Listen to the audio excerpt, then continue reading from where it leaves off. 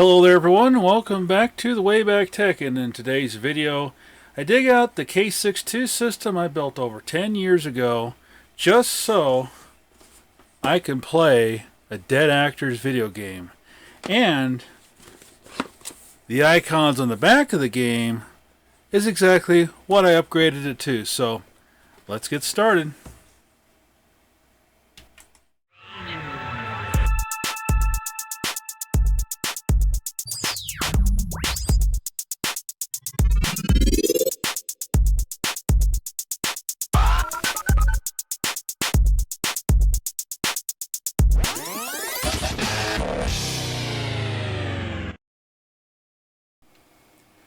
So the actor's name is Tony Todd, and he passed away in November of 2024.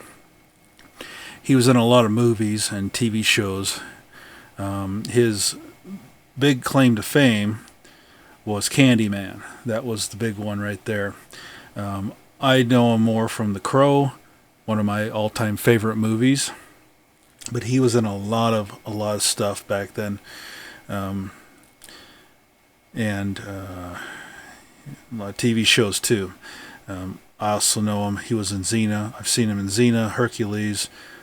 He was in Star Trek several times, playing Worf's brother. He was in Andromeda too. He was one of the captains. Yeah, that was a great episode as well. But it's unfortunate that he passed away. So that's why I decided to buy his game. And I do have a couple other ones here as well. This Elite Force, I do have that one. He's in a Half-Life game. Look at that. But these are all the games he voice acted. Also digitized his image on some of them. Motion capture right here. You can see Call of Duty, Black Ops 2. Of course, it's unfortunate to only play his games after he's passed on. But, you know, going to be streaming this game at some point in the future, I think. So here's the K6 in all of its glory. This was built about 15 years ago, way before I started the channel, and it actually housed a pair of Voodoo 2s actually at one time, but no longer. Those have been long since sold. Purchased at a thrift store for $17. This case, it was originally $386, if you can believe it. So something I'm going to do here before we start running some benchmarks here, just going to run a couple. We're going to turn on System Monitor here, and that way we can be able to take a look at the CPU usage while we are doing things. So we can have a few different choices with this to be able to monitor it if we want to. There's graphs and bars and percentage meter that we can look at. I like to have the graph going on in the background because it actually stays in place, so that when we're looking at it, when we're done with the benchmark run, we can see what the CPU utilization was at that time. Had a brain fart right there, guys. So anyway, this is a Voodoo card. This is a Banshee, the diamond variant of the Banshee, and yeah, gotta make sure it's in 16-bit and all that fun stuff. So I'm gonna do a run here because I want to show where the system's at right now. This system currently in this particular benchmark is a K6-2 500, and it's a Voodoo Banshee, as I just said. Also running 192 megabytes of PC100 SD RAM at cast latency 2, just because we can. This is an MVP3 AGP motherboard, and we are also running a Sound Blaster OS64, the first gen, the 4500, which is a card I've had actually since back in the 90s, my original sound card. And of course, the game is funny how I'm killing myself here. I'm just doing a playthrough right now to kind of get a feel for how it's how the gameplay feels. It's not too bad. It's not too bad for a K6. It's not too bad at all. Of course, as I say, sorry, I'm killing myself here apparently. So that's the thing with this game. We're running it with the best settings possible for the video card, which is to turn the vertex lighting on. That saves some cycles and stuff like that. It makes it run a little bit faster. Of course, we don't get the nice lighting. You can see the seams in the map too there. You got some RGB effects going on the walls there. Some lighting effects there. Very interesting. And of course, I just added a bunch of bots to the scene here, the game, and it's slowed down tremendously. There's definitely been a hit in performance. The input lag is something I obviously can't show you. There is a decent amount of it that's going on right now. And it's unfortunate that it's so much. It kind of comes and goes, and of course it always comes when you least expect it to, at least want it to. When you're trying to move, trying to go side to side, the mouse almost kind of freezes up. It doesn't want to move side to side. There's a lot of times this happens. Even after the upgrades that I'm going to do a little later on, the system still does that. So I guess it's a K6 thing. I don't know.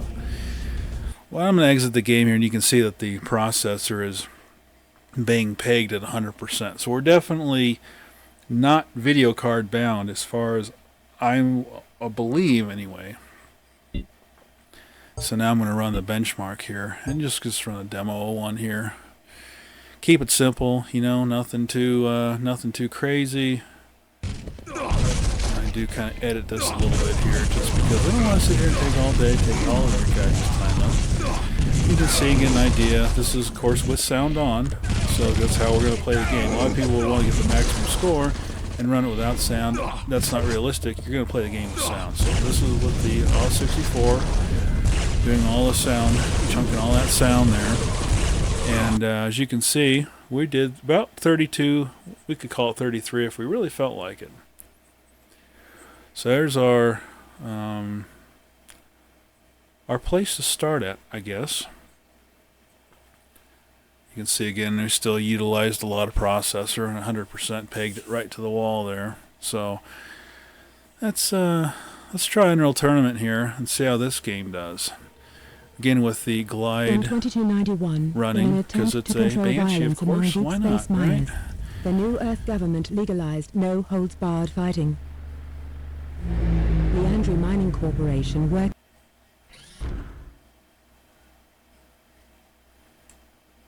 3DFX Glide in all of its wonderful glory there. Sound quality high. All that fun stuff. So we're just going to turn on time demo 1 here, and then that will show us the frame rate while we're actually playing here. If I could just type, you know, I missed that one right there.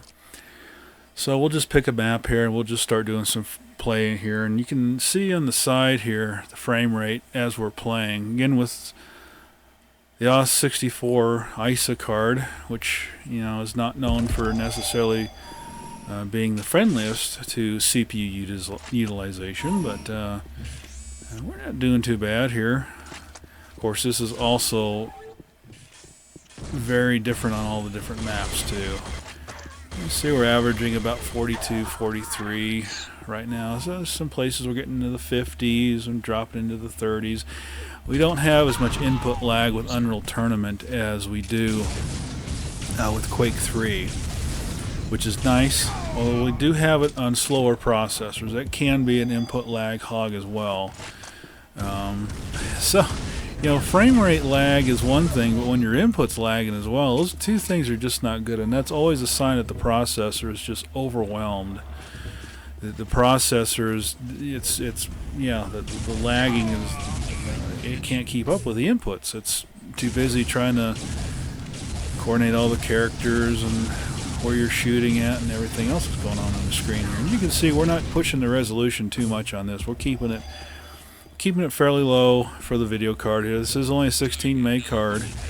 You know, we're not dealing with a whole lot of horsepower here. I don't know what the equivalent of this would be in NVIDIA terms. Maybe a TNT, maybe a little TNT 2. I'm not sure. One day I'm going to have to try and figure that out. But you can see the quality looks good. The colors look good. The frame rate's playable. You know, like I said, we don't have much input lag here, so we'll just do a different map here, and we'll see what the frame rate difference is on this one. This is also one of my favorite maps in the game, as well as the modern has 10 years ago now, Unreal Tournament. Of course, we gotta get those headshots in there at all times possible. I just like the headshots. That's the way I roll. As you can see, our frame rate is still around the high 30s, 40-ish. We're getting down a little bit there and getting back up into the 50s. This is just kind of the way this game is. Again, the input lag is not that bad at this particular clock speed of processor, so we're not. It's definitely you could be pretty competitive, do a pretty good frag fest with a K6-2 at 500 megahertz here. At least in Unreal Tournament. Quake 3, you might be throwing your keyboard through the window a few times. I don't know. But you kind of get used to the input lag, and eventually you just kind of learn how to deal with it and adjust to it and expect it. But again, the input lag is a real thing. Yeah, we're gonna use the BFG gun and just nuke everybody here. See if there's anybody around. And we got a couple guys, a couple players there, a couple tunes. We used to use that term, the tunes, back in the day. Now I forgot to mention too. Now I'm thinking about it. This is a tie-in Titan 100 motherboard, which is another kind of special, rare motherboard. Another one of those things you don't see nowadays very often. So we'll do the third final map here. We'll give it a test on the outside, the worldly, spacey kind of level here with all the low gravity fun stuff. It's fun to float above everyone's head and just shoot them. It's fun. That's a lot of fun. I'm gonna get our armor up here. If I can get up here before I get killed, that's always a fun thing. Of course, low gravity is another one of those things that's like, come on, I gotta get up here. I gotta get up here before they see me. Somehow the tunes always know where you're at too. It's almost like the game knows. Yeah, because it does. Part of that whole cheating thing, I always say, how games cheat. Yeah, you can be standing up there as high as a kite and shoot them in the head, and somehow they just know exactly where you're at. That's a little unrealistic, but okay. We're just going to give them a nuke in here. This is always a good spot around somewhere in here. Try to get as many as possible. Yeah, it didn't get one. Dang. Oh well, we'll have more chances after that. But you can see again we're doing 30s, 40s. It's pretty well consistent with the other maps too. So I do notice the size of the map impacts it, but not as much as you might think. And again, you can see the processor utilization is just pegged to the moon. So now it's time to go ahead and upgrade the system. Oh yeah, I am running a SCSI in this too, by the way. Not like it matters a whole lot in a K6, but yeah, I am running a SCSI, 10 gig SCSI in this thing. My idea for the system was supposed to be the ultimate K6 ever to exist. All the good K6 stuff. You gotta pull that little heatsink off there, which I could have a bigger fan on there. This is actually, I believe this is a heatsink for a K7 actually. And here's the processor I'm going to be putting in it. A green labeled K6-2 Plus 550. Go ahead and pull the old 500 out. I actually had a 450 in here. Maybe it was a 400 actually. I had a 400 in here actually originally. Overclocked to 500, and so I was trying to get this chip to run at 550 and 600, but it just wouldn't go. So kind of forgot I had the K6-2 Plus 550. Honestly, I was going through all my processors in the drawer, and I saw this chip, and it is a green label chip, which is kind of a unique, rare beast in itself. This also does have a thermal probe on the bottom, on the underside of the chip there, so we actually do have thermal monitoring on this motherboard, including power monitoring, if you can believe it. So here we are with AIDA64 opened up, and we're verifying that yes, we are running at 600 megahertz. I am overclocking it, by the way.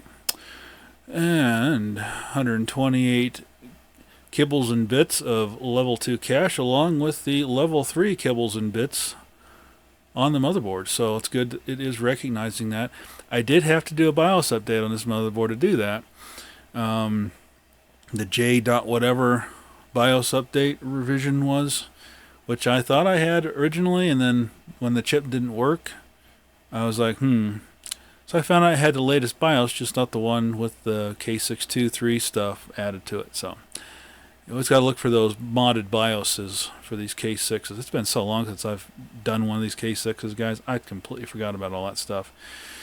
Thankfully, these BIOSes for this tie-in are still available, so, and for a lot of other motherboards as well.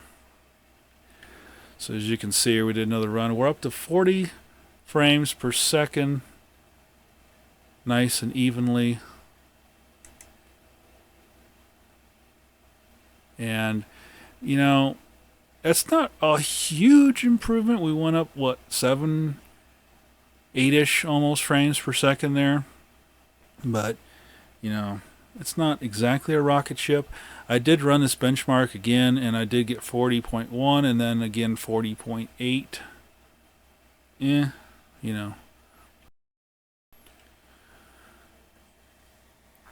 So at this point, we're going to do another run of Unreal Tournament with the processor upgrade. And I'm not exactly certain, after going through all this stuff, that the frame rate increase wasn't just more because of the clock speed increase than it was because of the level 2 cache.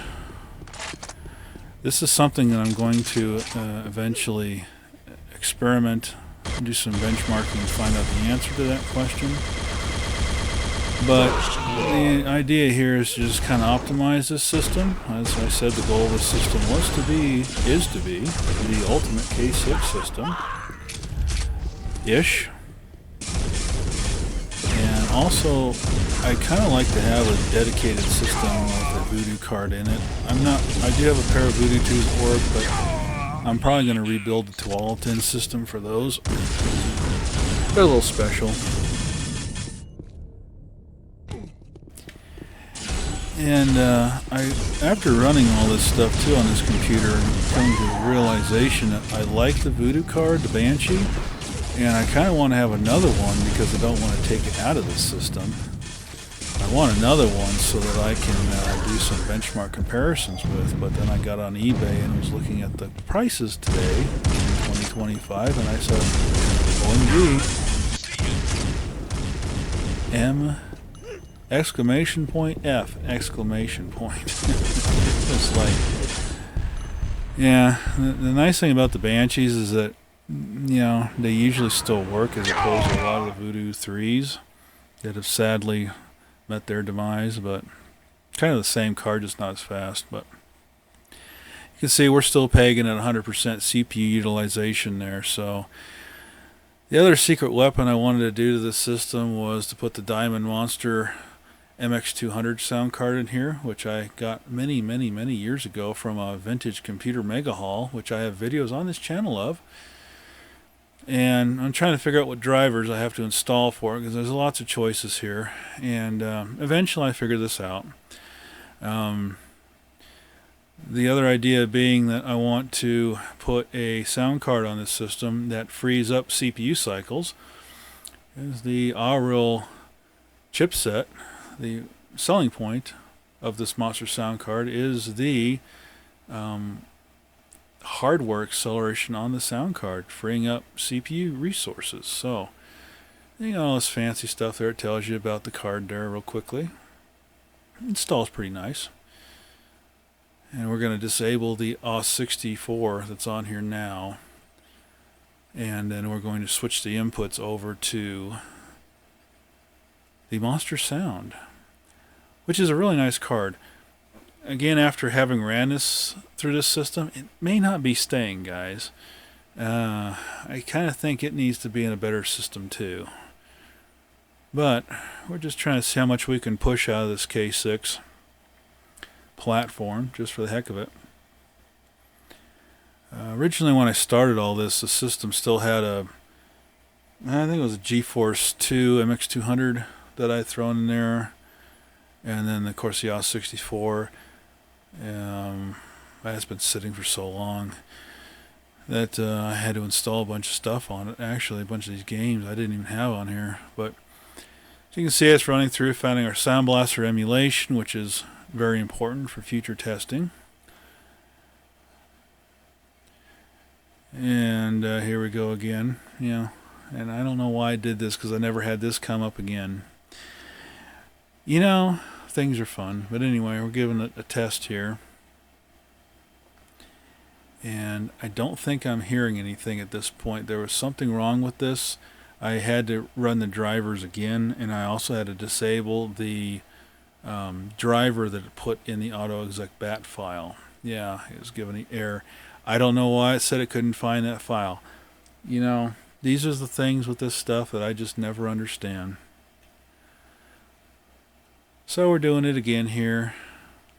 I'm extracting the files into somewhere where I can find them this time, instead of just dumping into the dang temp folder. That's another thing that's always fun about Windows. I gotta dump it in the temp folder so you can't find it, because there's 15 other folders in there. They were not very smart back then.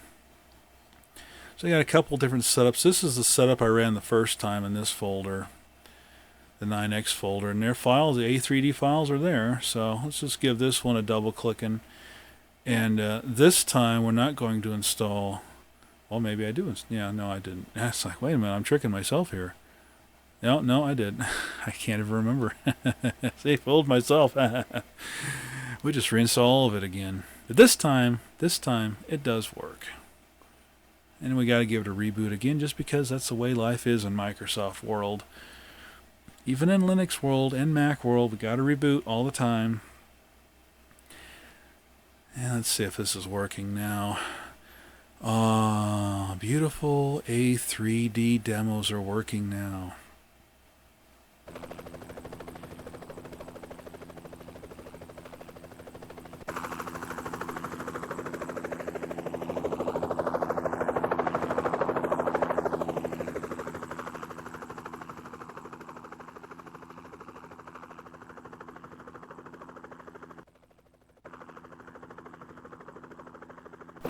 These demos are not the greatest thing to try to control either, but it's alright. It's alright. We can play with stuff in here to make the sound do things, and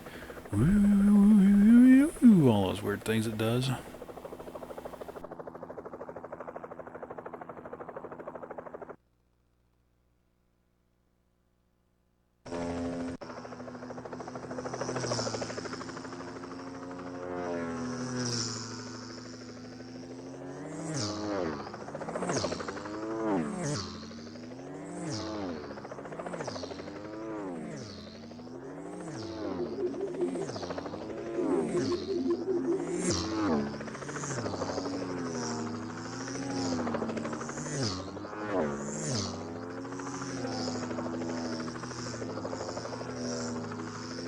There's a lot of weird stuff in this game. Not game. Well, it's kind of a game, I guess. Demo. We're going to call it a demo. We go forward. We go backwards. Can't go up and can't go down. Just go forward and go backwards. This sound card does have two outputs. So right now I'm only using it has output 1, output 2. So in theory, you would have full surround sound if I plugged in 2 more speakers. But the headphones is all that's in here right now, as going into the computer for audio capture.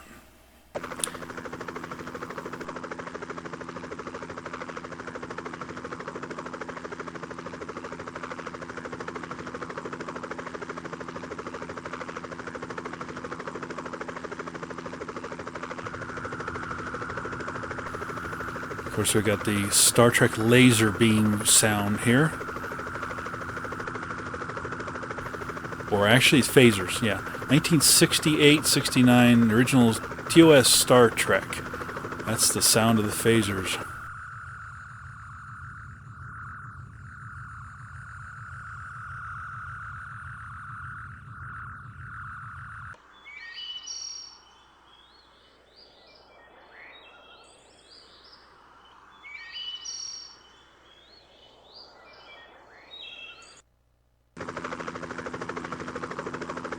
So you got two audio sources here, and you got to kind of tell it what to do.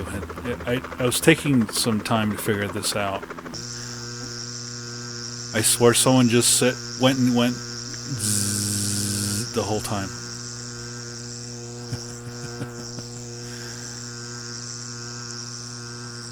Three seconds of zzz, and then repeated it.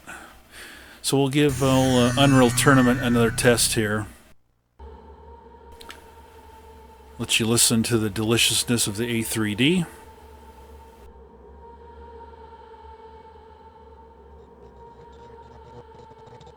In 2291, in an attempt to control violence among deep space miners, the new Earth government legalized no-holds-barred fighting.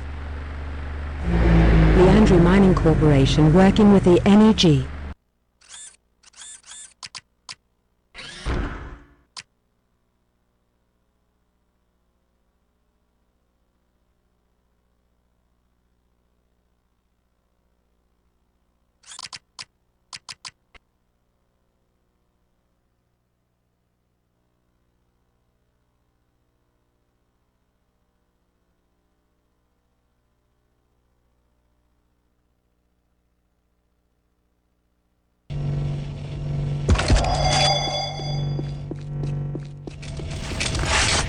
we're a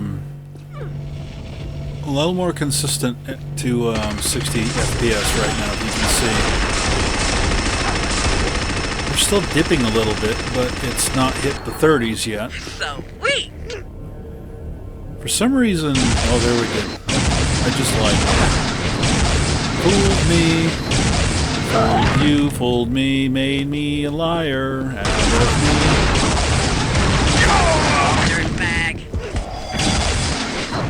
So as you can see, really the sound card hasn't done much of anything noticeable.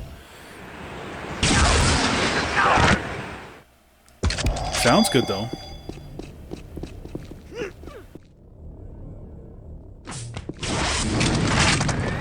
Performance-wise, it hasn't taken any heat off of this processor, so again, this is something I'll have to benchmark in the future to see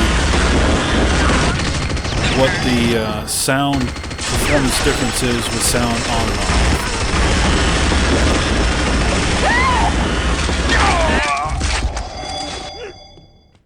Because right now, I'm not noticing any meaningful uptick in frame per second on this. And the input lag is about the same. It's, it is what it is. It seems like it's maybe just a tad better, but that's about it. It's still, within the margin of error, I suppose. Try a bigger gun.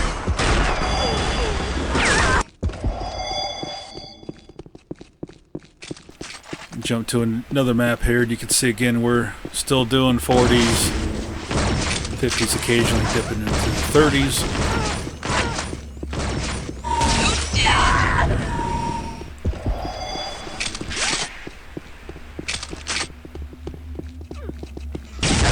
So the biggest change was definitely upgrading the processor to the K6-2 Plus. But whether that was really the cache or just the clock speed, well, that's something the future me is going to have to investigate. I just wanted to get all of it out of it in one shot, put the case cover back on, and call it good. But looks like after all this, it's brought up other questions that need answers to. In Quake 3, I can't enable A3D. This was something that I had read about on Google, so we'll have to look into that in the future. Then it says right there A3D okay, so I don't know. We'll just give it another run here and see what the frame rate increase is over the A64.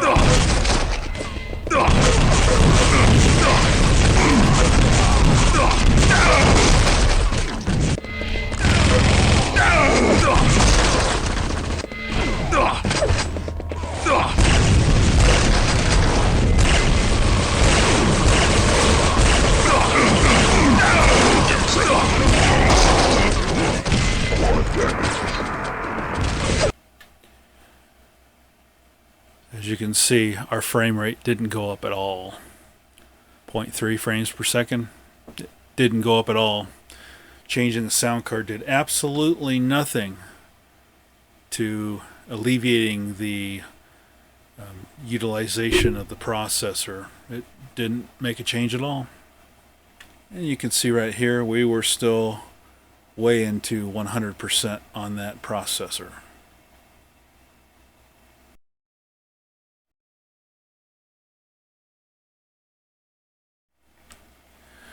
So what does all of this mean? To me anyway, it means that this computer is going to run this game perfectly fine. We've met all the requirements on the back of this thing. We've got the K6-2 3D support, 3D Now support. The A3D logo has been installed, and so has the 3DFX logo. Those have all been installed into the system. Funny thing is about this box, let me see if I can get it to show up on the camera here. Focus. You can focus. Just give it a second there. Nowhere in the bottom of this box does it actually tell you anything about, there we go, an AMD processor being recommended or anything about that. AMD, Voodoo, nothing. The era of big box games. Let's advertise, but not actually recommend it. That's really funny. So anyway, guys, thank you very much for watching this video representing Radio Shack, you know. And this is going to be a nice system to do future experiments on, but mostly I just built a system to play this game. Once I'm gone and done this game, the Unreal Engine, Unreal Tournament Engine, whichever way you want to look at it, it's more Unreal than Unreal. This is a first-person shooter. I want to explore a lot of these old Star Trek games, but hey, you know, this was one that I had to get since the actor just passed away not too long ago, and I liked him. He was a pretty cool guy, so I want to do live streams of this, playing this in the future, but for right now I just want to focus on the actual hardware aspect of this build so that you guys can get an idea of how much a K6 system kind of sucks, and how much it's good for and how much it kind of sucks. It's really strange. You know, I'm going to have to dig out a Celeron because I swear the Celeron doesn't have the input lag that the K6 has. But that's for another time. It's not that bad. I'm going to leave you guys with the run through with Quake 3 with the full light map enabled. You can see the full deliciousness of the Voodoo Banshees, the lighting, and just, it's really nice. So peace out, everybody. We'll see you again right here on the Wayback Tech channel. Peace out.